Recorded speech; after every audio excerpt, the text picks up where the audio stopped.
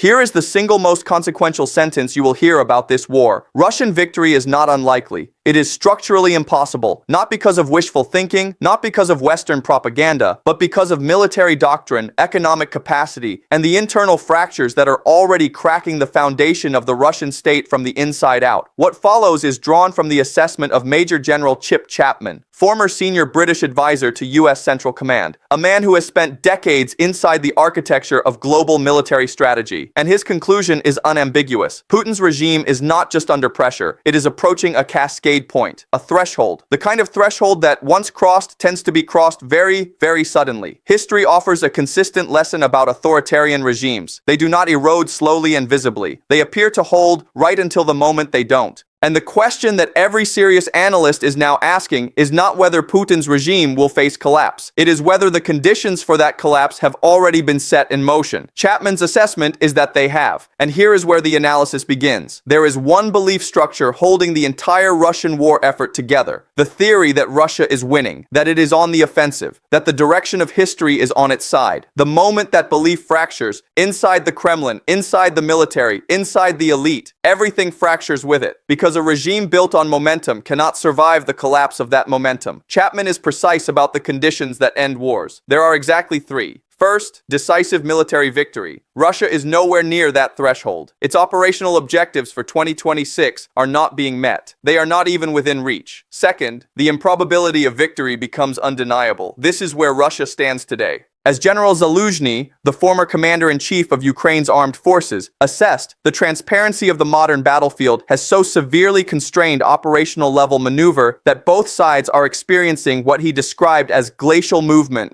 that achieves nothing at the strategic level. Third, the costs of war become unacceptable. Battlefield losses, economic deterioration, internal breakdown. Russia is now approaching that threshold simultaneously on all three fronts, not sequentially, all at once. And this is where Chapman's most powerful observation lands. He says it plainly, a tight grip is not the same as a stable grip. Read that again. Putin controls Russia through force and surveillance. That is a tight grip. But tightness is not stability. Stability requires legitimacy or consensus, or at the absolute minimum, the absence of organized defection from within. Russia is now losing all three. There are three forces that could bring down the Putin regime. They operate on different timescales, but they are all in motion. The first is elite defection, and it just became visible. In recent days, a figure named Ilya Remeslo made a public statement that shook observers of Russian internal politics. Remeslo is not a street-level dissident. He was a lawyer, a blogger, a propagandist, a Kremlin loyalist. And he said explicitly that the regime is corrupt, illegitimate, failing in Ukraine, and falling apart under the weight of economic deterioration. This matters not just for what was said, but for who said it, and for the fact that he was allowed to say it. But here is where Western analysis routinely misses the deeper point. Remeslo is not one of the Siloviki. The Siloviki, the FSB, the SVR, the GRU, the full architecture of Russia's security and military apparatus, these are the kingmakers.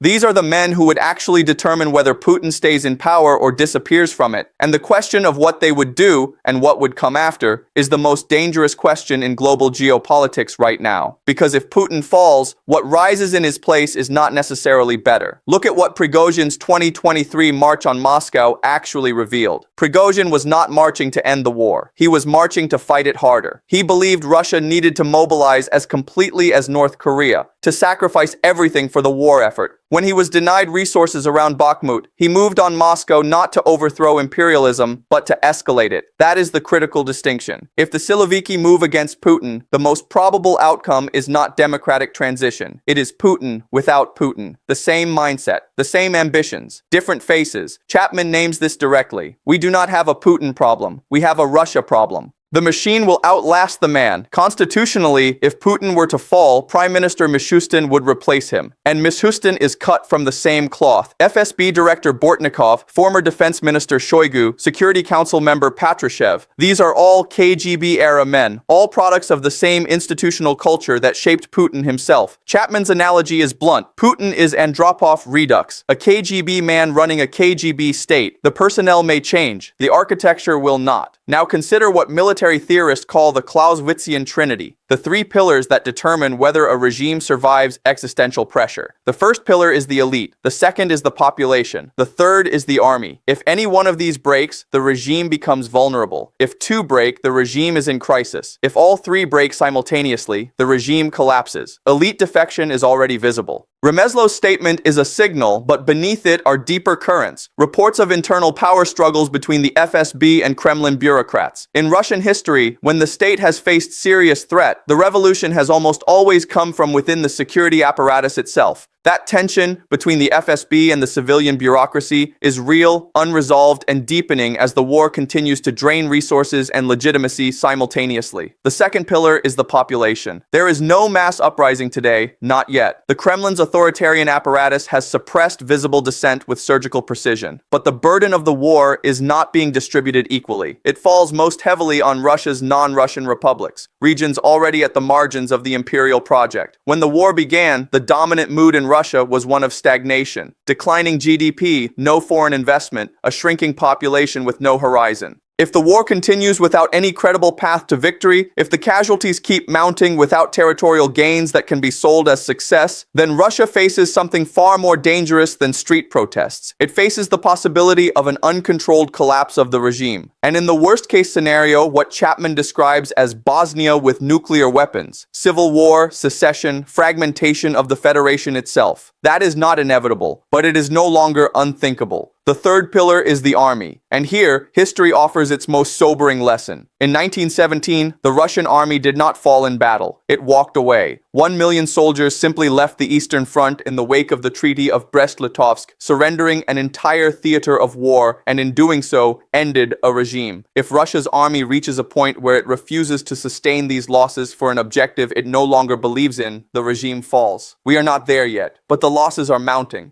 The strategy is incoherent, and the information Putin is receiving appears to be systematically, catastrophically distorted. This is the dimension that deserves far more attention than it receives. Chapman estimates a mismatch between reported reality and actual reality on the ground of somewhere between 200 and 300%, not a modest inflation, a systemic falsification. In a mafia state, subordinates tell the boss what the boss wants to hear. They tell him the army is performing brilliantly. They tell him the next offensive will succeed. They tell him victory is coming, and Putin, increasingly isolated, increasingly paranoid, having reportedly banned his inner circle from smartphones and restricted their movement, believes them. He has no independent mechanism to verify the reality of what is happening on his own battlefield. This is not just a political problem, it is a strategic one, because if the information system is broken, so is the decision-making system. If Putin is operating on a false map of reality, then his choices about escalation, about negotiation, about when to press forward and when to accept limits are all being made in a hall of mirrors. And at some point, the gap between the mirror and the world will become impossible to sustain. When that gap collapses, when the losses become undeniable, one of the three pillars breaks. And once one breaks, the others become far more fragile. General Zaluzhny's battlefield assessment reinforces this at the tactical level. Because of the transparency of the modern battlefield and the pervasive reach of precision strike systems, the ability to mass large formations has been effectively eliminated. The small unit infiltration tactics Russia has reverted to are not strategically significant. They do not capture and hold territory. They do not shatter enemy will. They bleed. That is all they do. They bleed the army at a rate the army cannot sustain. This is a 20th century military doctrine being applied to a 21st century war, and it is consuming Russian capacity at a pace that is accelerating toward a breaking point. The clock is the final dimension that frames everything. For Russia to end this war on terms it can call victory, it needs at minimum to capture the entirety of the Donbas, most critically all of Donetsk. Only then could Putin construct a narrative of gain sufficient to justify the cost. But at the current rate of advance, with the current casualty figures, there is no prospect of achieving that objective in 2026. The operational targets are out of reach. Russia's clock is running, and it is running fast. Ukraine's clock runs differently. The West's clock is the longest, but it is not infinite. Western publics, under their own domestic pressures, will not sustain this level of support indefinitely. But Russia's clock is the most constrained of all, because Russia cannot absorb indefinite losses, cannot manage indefinite elite pressure, cannot deliver indefinite war without victory to a population that was already struggling before the first shot was fired. One pathway to sustaining the war effort would be mass mobilization, the kind of total society conscription Russia considered and ultimately rejected in September 2022. The social cost of that option was deemed too high, so Russia relies instead on contract soldiers. And according to Chapman's assessment, Ukraine is currently killing contract soldiers faster than Russia can replace them. That is not attrition. That is a deficit spiral. A spiral that, at some inflection point, triggers exactly the kind of elite intervention Chapman has been mapping, because the alternative becomes visible to enough of the right people at the same time. Now consider what a post-Putin transition actually looks like, because this is the question that keeps Western policymakers awake at night. If the regime collapses through elite defection, the most likely successor emerges from the Siloviki, and the Siloviki carry the full weight of the Ruski Mir ideology, the belief in Russian civilizational dominance, the conviction that Russia must be the supreme power across its sphere of influence, the rejection of any settlement that institutionalizes Russian weakness. These are not closet liberals waiting for the right moment. These are security professionals shaped by decades inside an authoritarian apparatus. The institutional culture will persist. The imperial ambition will persist. What will change is who is giving the orders. Chapman presents this as a genuine strategic paradox for the West. If you want Putin to fall, you might get someone worse.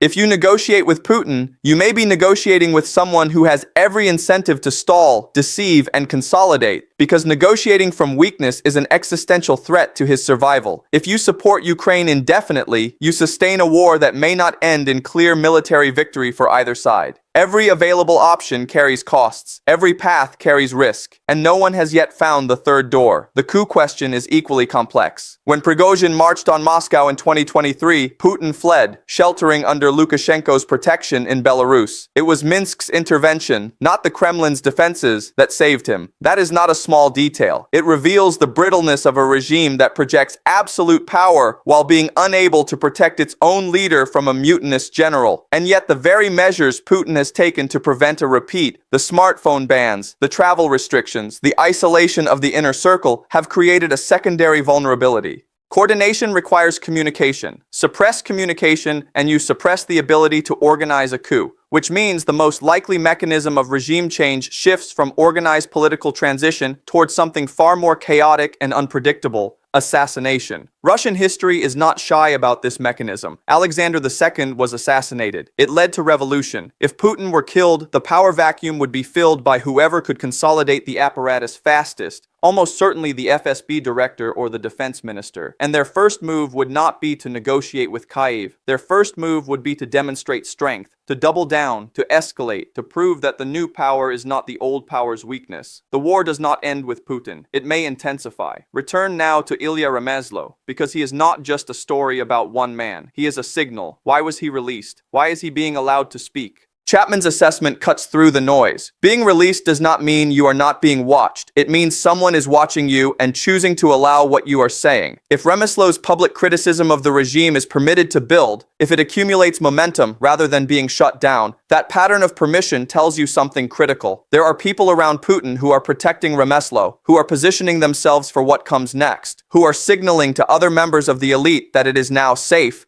enough to think what Remeslo is saying out loud. That is how internal transitions begin, not with gunshots, with signals. On the question of accountability, Ukraine is pushing for a special tribunal to prosecute Putin for the crime of aggression. They call it a 21st century Nuremberg. Chapman's assessment is direct. Whether it happens depends entirely on how the war ends. If Russia is defeated and Putin is removed from power, a tribunal becomes part of the post-war architecture. If the war ends in some form of negotiated settlement with Putin still in place, no tribunal will occur, regardless of its moral justification. Putin has already been indicted by the International Criminal Court since March 2023 for the deportation of Ukrainian children and for the genocide documented around Irpin and Bucha. He visited Mongolia, an ICC signatory state, and was not arrested. The law exists. The enforcement mechanism does not. But the tribunal conversation reveals something strategically important about the West's actual posture. The West is not planning for Russian victory. It is not planning for permanent stalemate. Implicitly, quietly, the Western strategic framework is planning for Russian collapse and attempting to shape the world that emerges from that collapse. The tribunal is part of that shaping.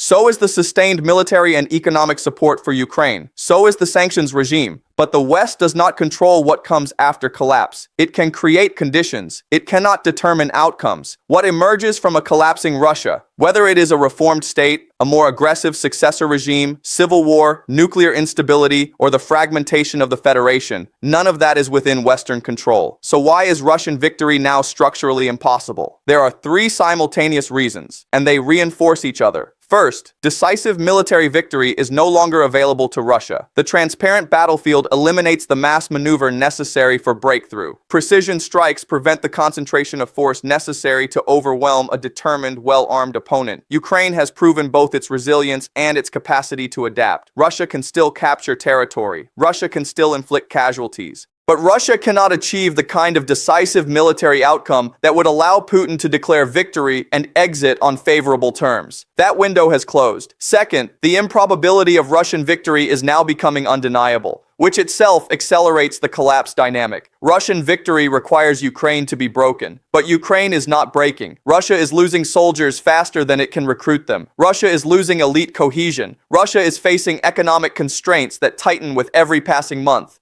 The narrative of inevitable Russian success is visibly crumbling, and once that narrative collapses inside Russia, the regime's theory of legitimacy collapses with it. Third, the costs of sustaining this war have already exceeded what the system was designed to bear. Battlefield losses are mounting, economic deterioration is accelerating, the elite is fracturing, the population is exhausted. At some point, and that point is approaching, the aggregate cost will exceed the regime's capacity to absorb it. When that happens, the regime faces a binary choice: negotiate from weakness or collapse. And a regime built on the mythology of strength cannot survive negotiating from weakness. So it will delay, and the delay will accelerate the collapse. Russian victory is not impossible because Ukraine is winning. Russian victory is impossible because Russia is losing the structural capacity to fight. That loss is not tactical. It cannot be corrected by better generals or smarter maneuvers. It is rooted in the nature of the Russian state, the distortions of the Russian information system, the limits of the Russian economy, and the deepening fractures inside the Russian military and political elite. The only tool available to delay this trajectory is escalation, and escalation at this stage only accelerates the breakdown.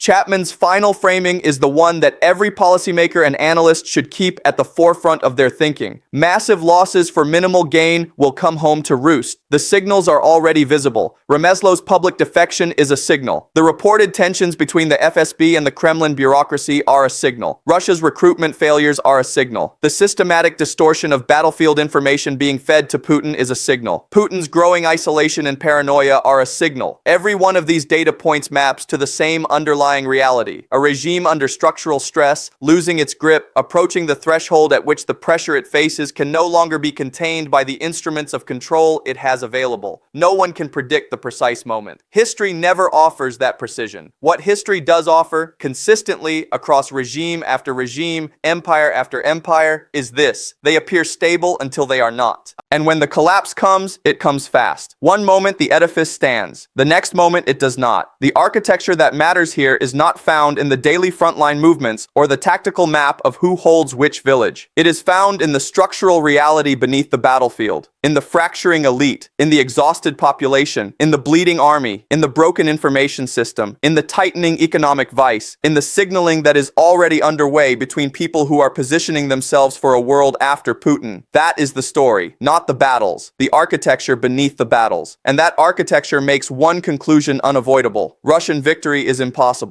And Russian collapse, though its timing remains uncertain, is no longer a remote possibility. It is an approaching reality. The only question left is what comes after.